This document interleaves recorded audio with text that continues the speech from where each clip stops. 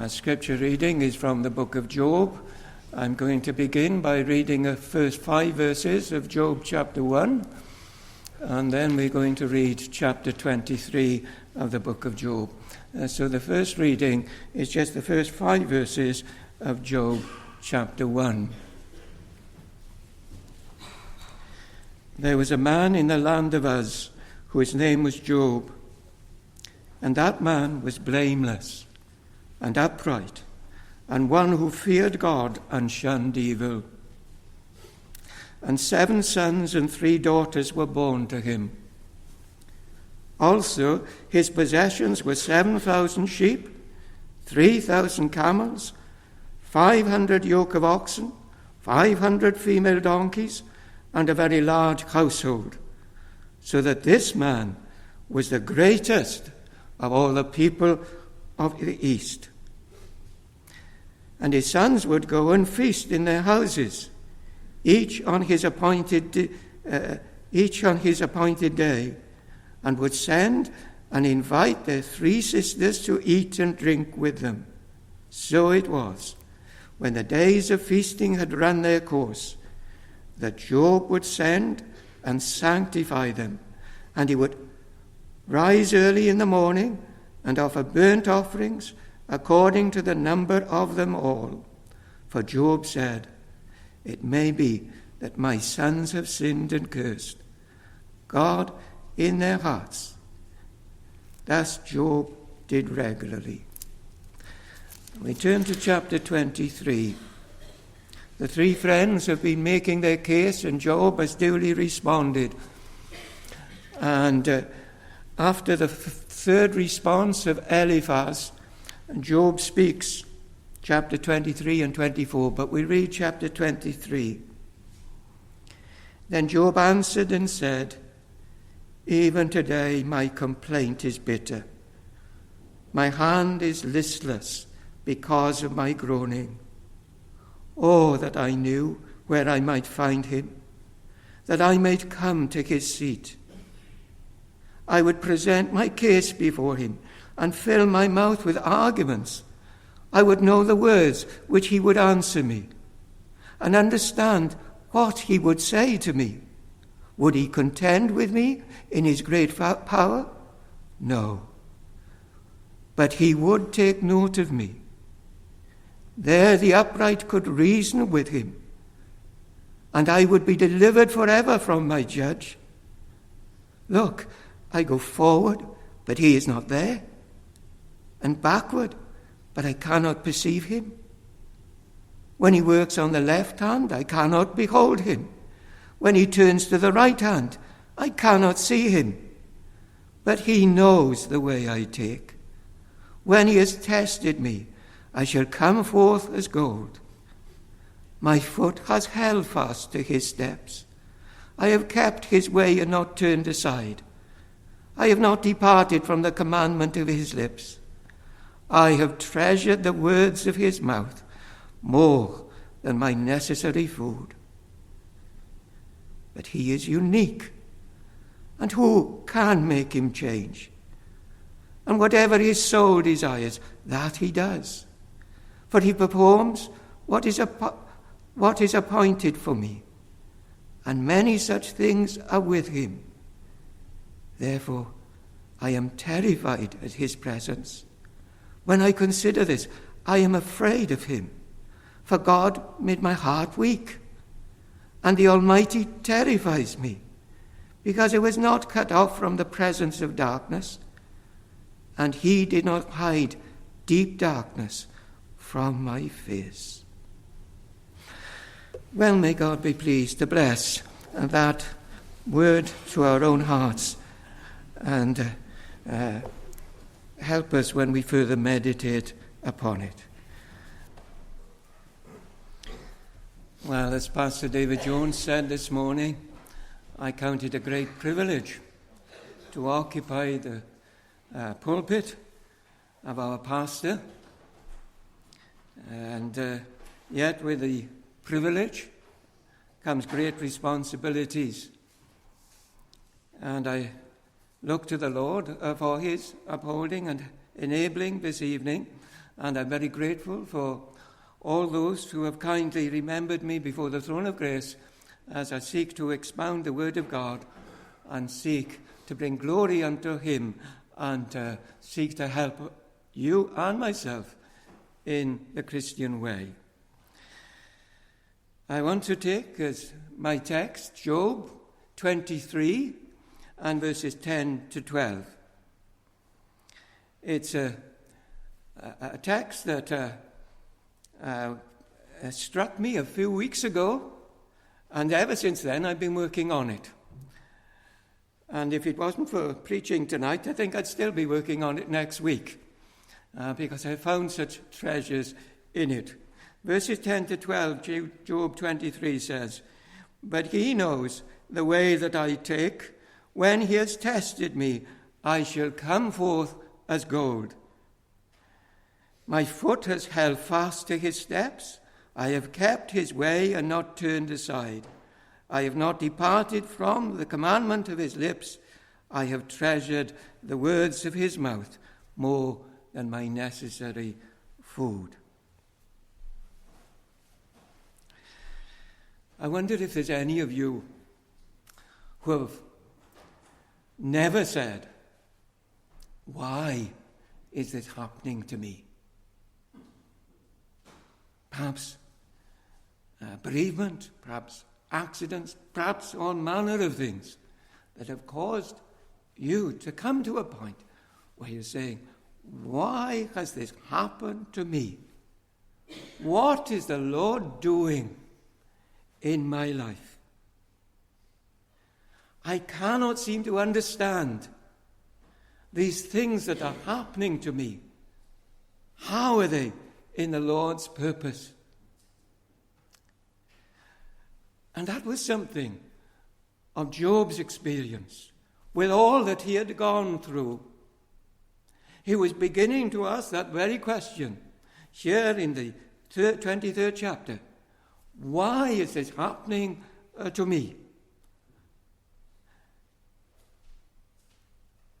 In fact, when he had first known the trials mentioned there in chapter 1 and chapter 2 of the book, when he had first met the trials, this question was very much to the forefront of his mind. Why, Lord, is this happening to me? And then you find that in the beginning of chapter 2, these three friends, Eliphaz, Bildad, and Zophar, they come to him, and they have their answers as to why these things are happening. These awful things have happened to Job. This is the reason, says Eliphaz.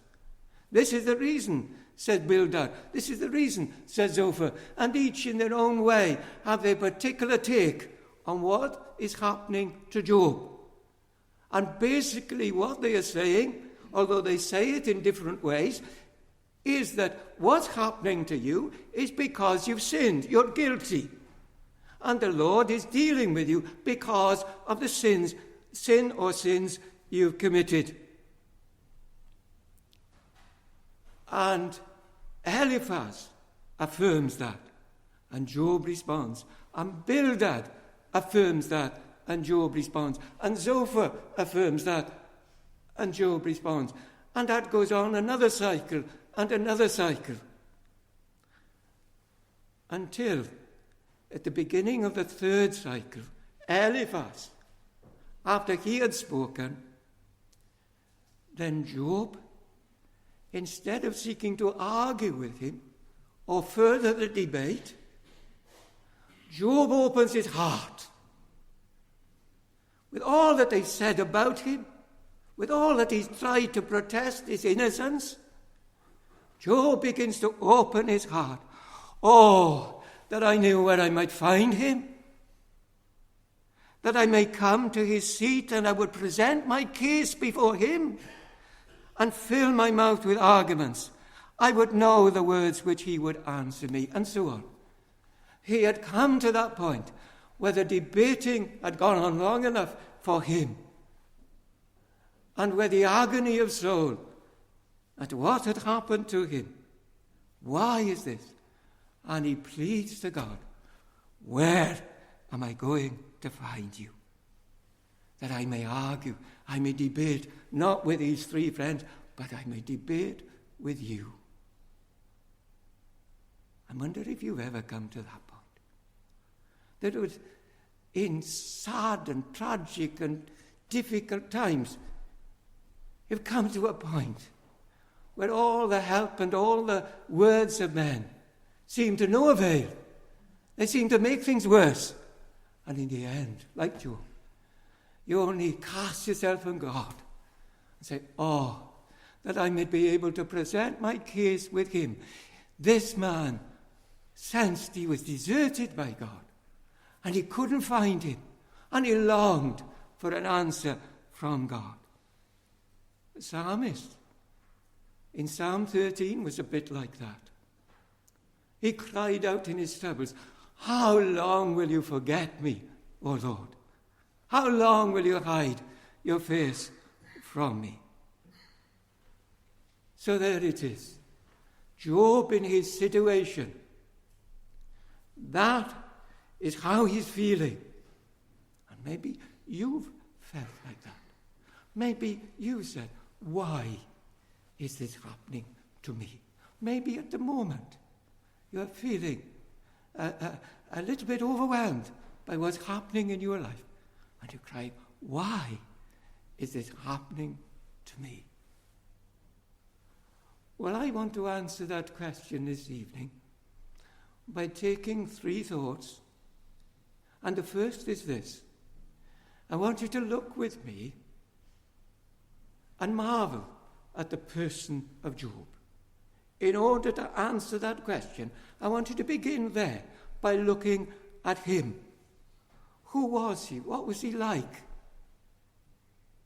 That he should suffer so much? Well, we're told and we read in the first chapter, he is a man who lived in the land of Uz, in a walled city and with gates, and he lived in this area of Arabia, which was the east of the River Jordan. The actual place, the scholars don't seem to be sure where it is, but he lived there. And in that place, he became rich. We are told of the number of camels and sheep and donkeys and oxen and so forth that Job possessed. 7,000 sheep and so on. There's a man who was wealthy. And a man who was very much for his family. 7 sons, 3 daughters. He was blessed with such a family. And a man who cared for them and would offer sacrifices in case they had sinned in the feastings they had. A man who was taken with his children. And a man who was honored, not only in his home, but in his city in which he lived and in the wider area. Job was known as an outstanding man. When he walked down the road, the elders would rise from their seats and honor him. Job was greatly respected.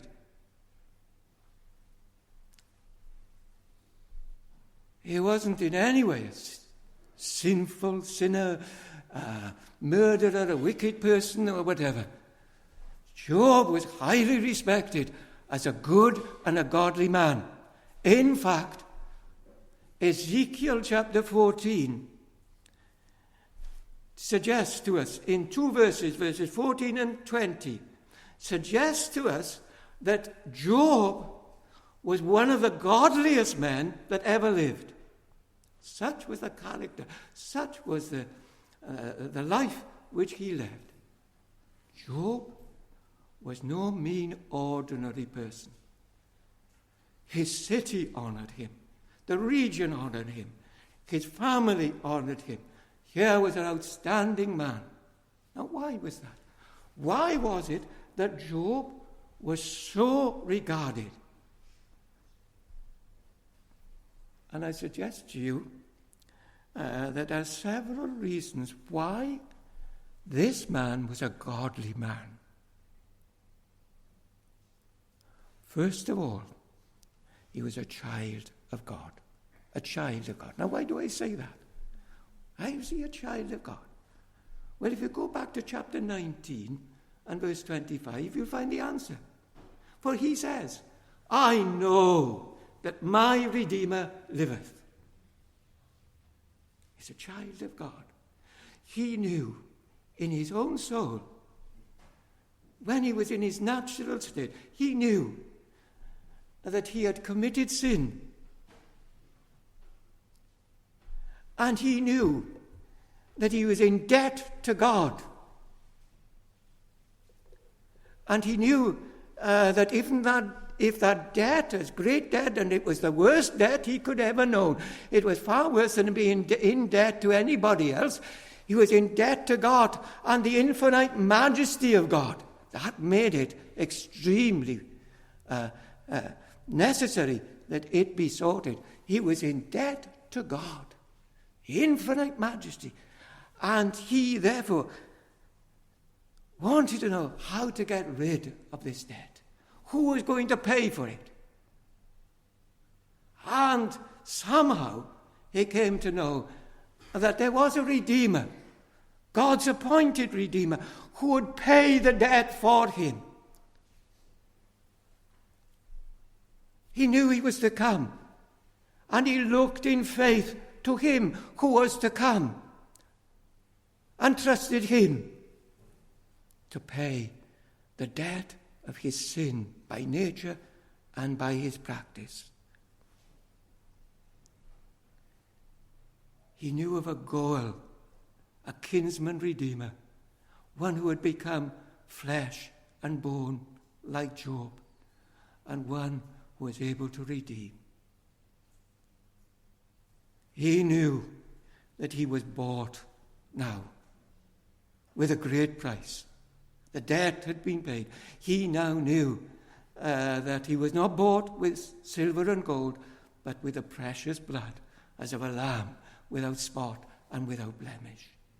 And therefore, Job could say, I know that my Redeemer has not only paid the debt, but he's alive, risen from the grave. My friends, is there anyone here tonight who is unable to say those words that Job said?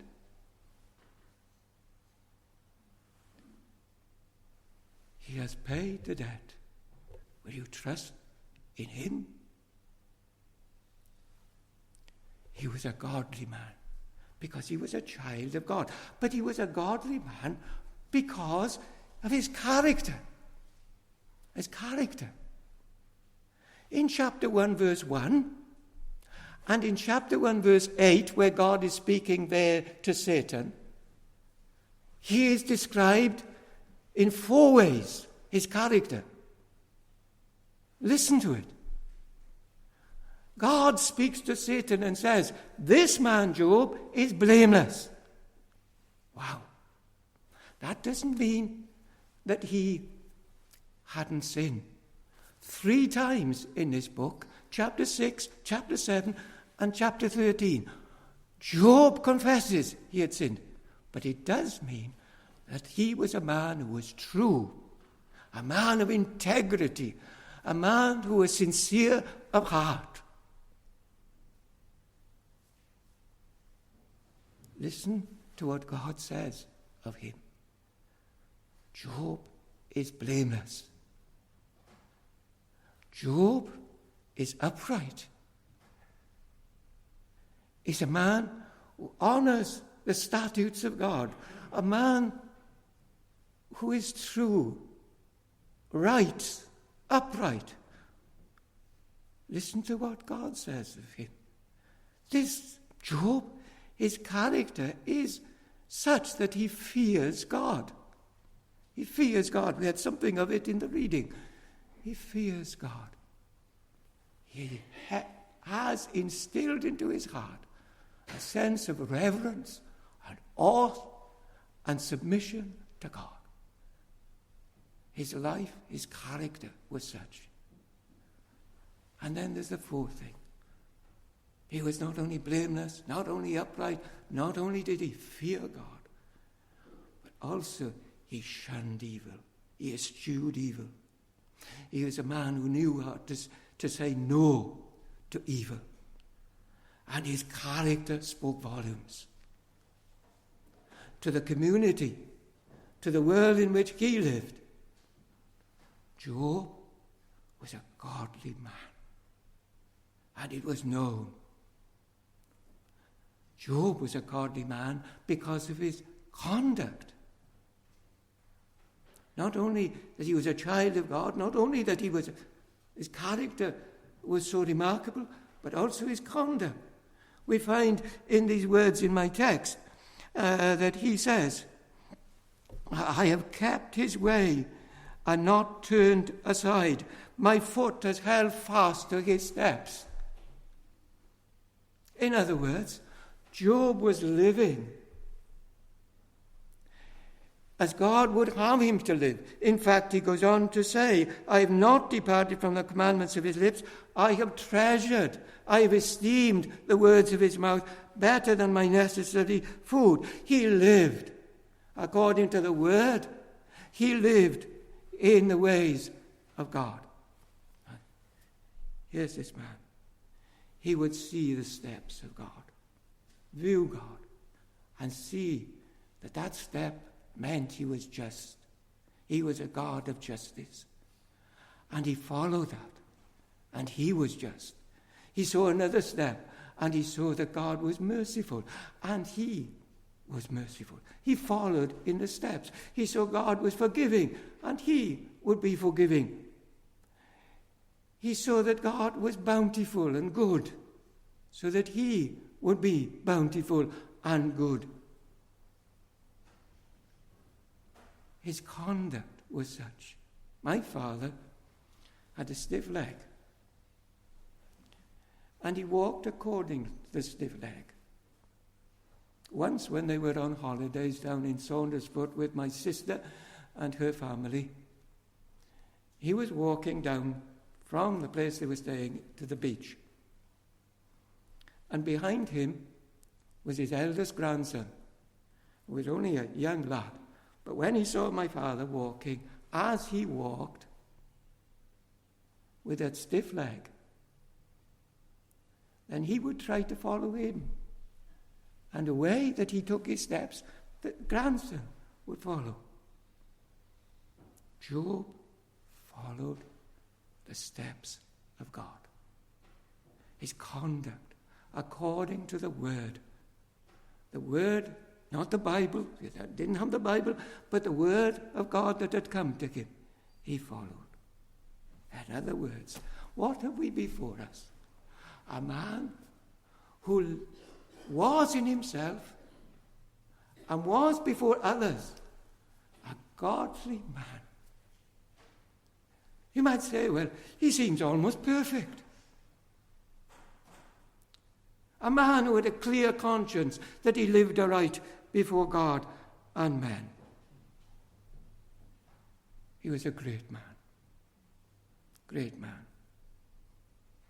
God rises up certain great men, and we have the privilege of learning about them. The Jobs and the Noahs and the Daniels that Ezekiel mentioned. The privilege of knowing these great men mentioned in Hebrews chapter 11. We have a privilege of knowing the men, great men, down to the ages, the Augustines, and the Luthers, and the Calvins, and the Whitfields, and the Wesleys, and the Spurgeons, and so forth. Great men. And as we learn, so it is that we begin to be blessed and begin to learn how to copy their example, godly example, to us. But we begin there. Job was no ordinary person. Job was one of the most outstanding people who have ever lived. the most godly person who has ever lived. Now then, you might say, well,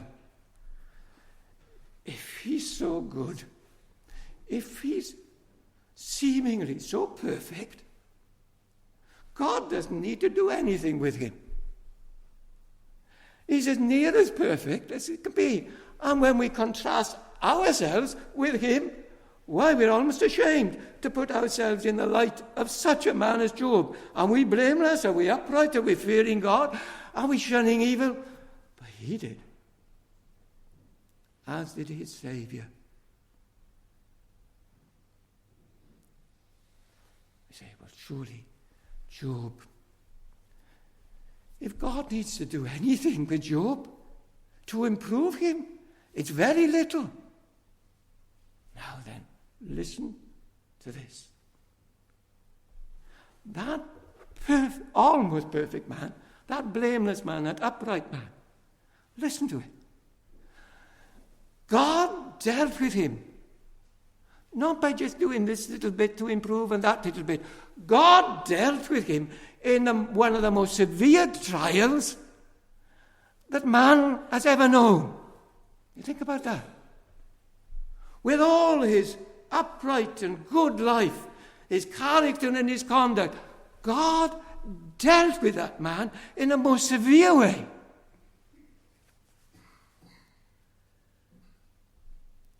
Even Job needed such severe trials as he had.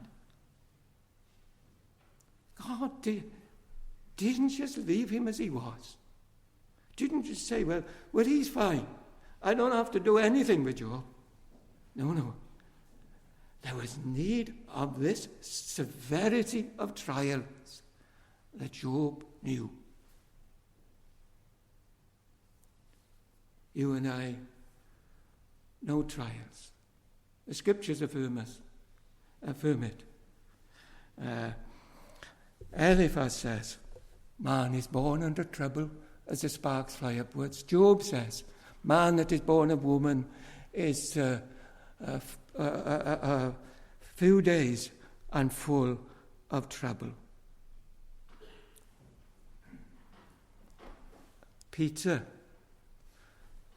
when he was writing to Christians, not just to the ordinary mass of humanity, but Peter, when he was writing to Christians, said, you have trials. To those Christians in Turkey, he says, now for a season, you are in manifold temptations. You have plenty of trials. And those trials were from the powers that be, the Roman Empire, that were attacking and persecuting and whatever, the Christians. And the great Apostle Paul had trials. He had mental trials. You read 2 Corinthians 4. And his mind was in perplexity. He was cast down, and so on and so forth. Paul had mental trials. Paul had physical trials. You read 2 Corinthians 11, and you will see there that he was shipwrecked. He had stripes, beaten with rods. He was stoned, and so on. Mental troubles for the Christian. Physical troubles. And Paul had spiritual troubles, the burdens of the churches he shares. And the fact that he was, at times when he was really struggling to run the race in the Christian life, in the world, said Jesus, you will have tribulations, but I have overcome the world. Have you known loss? Have you known hurt? Have you known pain? Have you known grief? Have you known weakness and rejection and injustice and disappointment and frustration and ridicule and cruelty and anger and ill treatment and so on and so forth? And there are times when you have cried out, perhaps, this seems unfair. And the trials I am experiencing and the trials that others are experiencing, they don't seem fair. The child that has AIDS for no fault of his own, it seems unfair.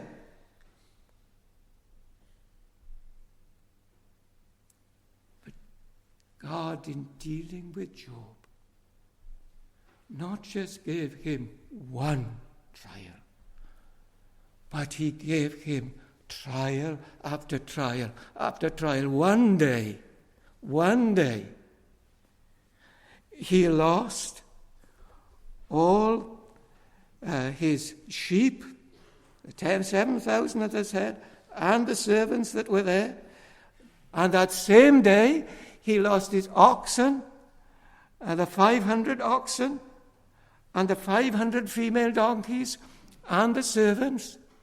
On one day, on that same day, he lost all his other livestock.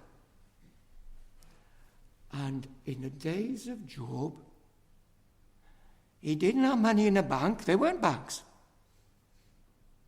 His wealth was in his livestock. And it suddenly, one day, news after news after news, he'd lost it all. He was bankrupt.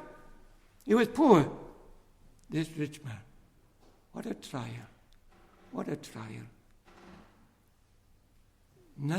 No wealth to support him and his family. And in that same day, where he realized he's lost everything, he loses all of his children. 10 children. Now, can you imagine what this man was feeling? What trial the Lord was putting on him. The bereavement, the loss of his property. This man wasn't just saying, that's a bit painful. It was more than that. And you look at this man, and you see then on another day, his wife comes to him. And in all her grieving because she's lost her children, and in all her circumstances, she comes and she says, I think she must have blurted out, curse God and die. Temptation for Job. What a trial for him.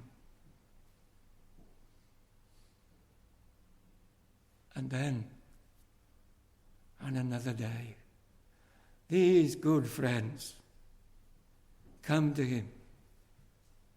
And there they begin to argue and debate and affirm that Job has sinned. And he's there protesting. Trial after trial. Trial because of his loss of his children. Trial because of the loss of his property. Trial because the challenge to his faith. Trial because companions are making it only worse.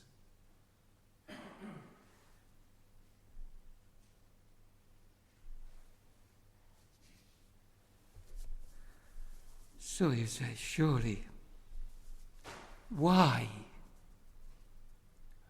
Why did God do this? What really was the purpose? Why did Job suffer such? Why am I suffering? And Job came to realize one great truth as to why he was suffering. There are many reasons why God may send trials to us, aren't there? He may send trials because we have gone away from him and our hearts are cold towards him and so forth, and he's come to chasten us. And he sends trials to bring us back to himself, to make us realize that we've gone far from him and desire to come back to him. He chastens us. God sends trials to strengthen us in the midst of the trials, not to take them away, but sometimes in the midst of the trials. He says, my grace, as he said to Paul, my grace is sufficient for thee. My strength is made perfect in weakness. he comes, as James tells us in chapter 5 of his book, that we should know his comforts and his graces. But Job, this almost perfect man, Job, this man who had gone through such trials, and with all the trials, the believer doesn't lose his faith. He's gone through all those trials. And because he perseveres, then he comes to this point of saying, when he has tried me, verse 10, when he has tested me, I shall come forth as gold. That's the purpose. He's doing a work in me. And that work in me, says Job, is for his glory. I wonder if we always look at affliction and trials in that way. These things are for his glory and for his good. For my good, he says. They're for his glory and for my good. Whatever happens, in the big matters of life, in the minute matters, in the microscopic details of life, God is working for his glory and for our good. In poverty's veil, or in sickness, or in health, as the hymnist put it.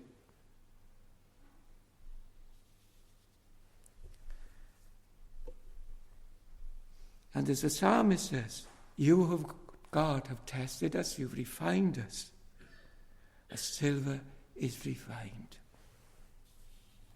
Now, if that's the case, then in the picture that we had in that last hymn, thy dross to refine, thy dross to consume, and thy gold to refine, if you take that, then you see that the poor, the weak Christian has a lot of dross, and very little gold is to be seen. But isn't there this?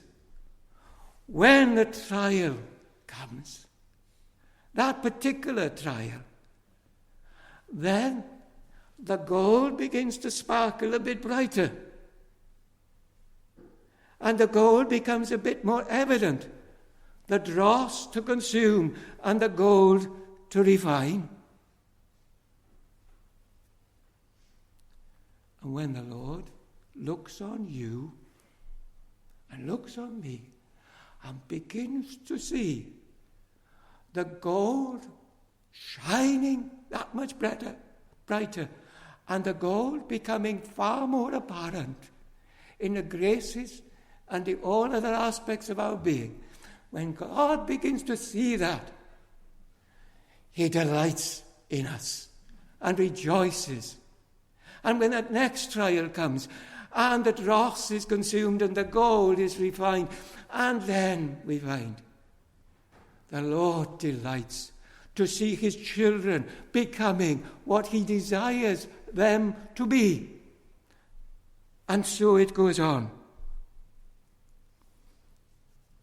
And so it is, and that the light affliction, which is but for a moment, worketh for us a far more exceeding and eternal weight of glory. It affects the heart of God when your gold begins to shine. And not only it affects the heart of God, it affects your heart. For having come through the trial, having known his upholding, you say, now I have that confidence that he is with me and that I am with him, that he is for me and I am for him, that he has helped me.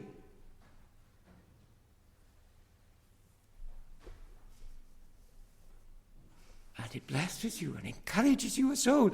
And more than that, now you come to a point where the gold is beginning to shine and you are saying, now the goldsmith is ready to use me more. Now, the gold is beginning to shine to the point where I am of service to my master, where I'm able to serve him with truer heart. Now I'm able to serve him with more knowledgeable mind. Now I'm able to serve him with a more committed life.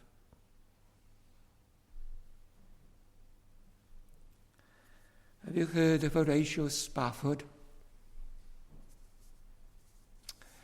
He was a successful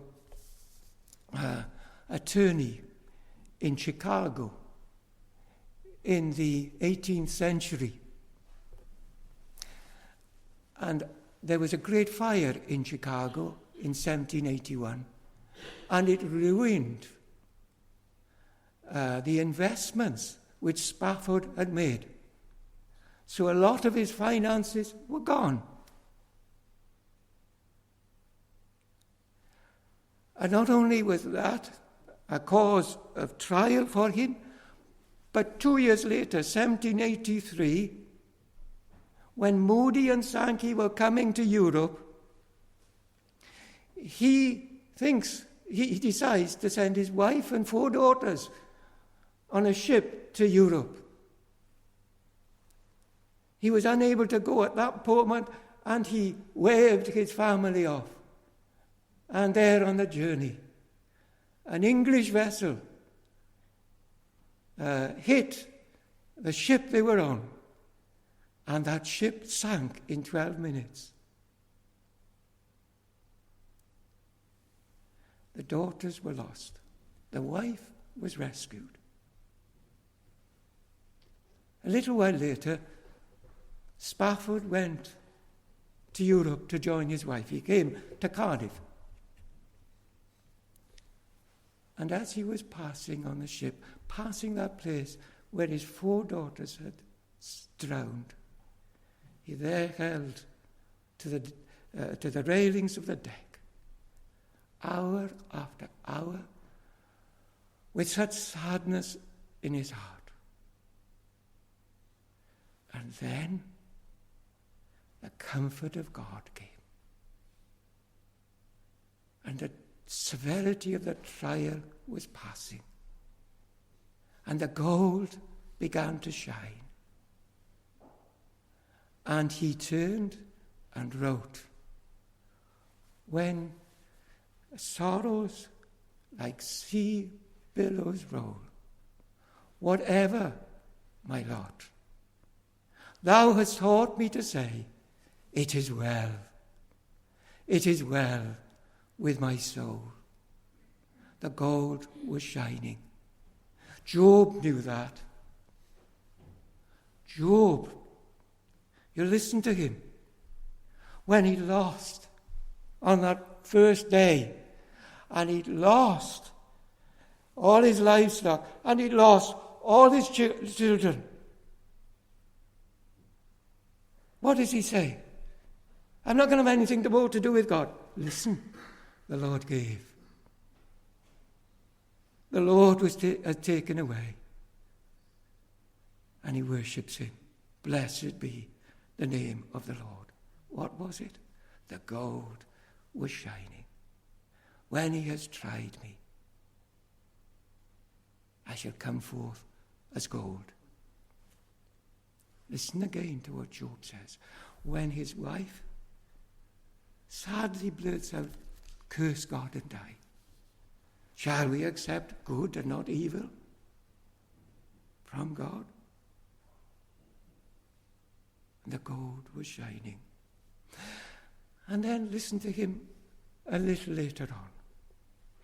"Though he slay me, yet will I trust him." Is the gold shining in your life? There's coming a day when all the trials will end, when all the trials will come to an end. There's coming a day when he, the Lord, will come again.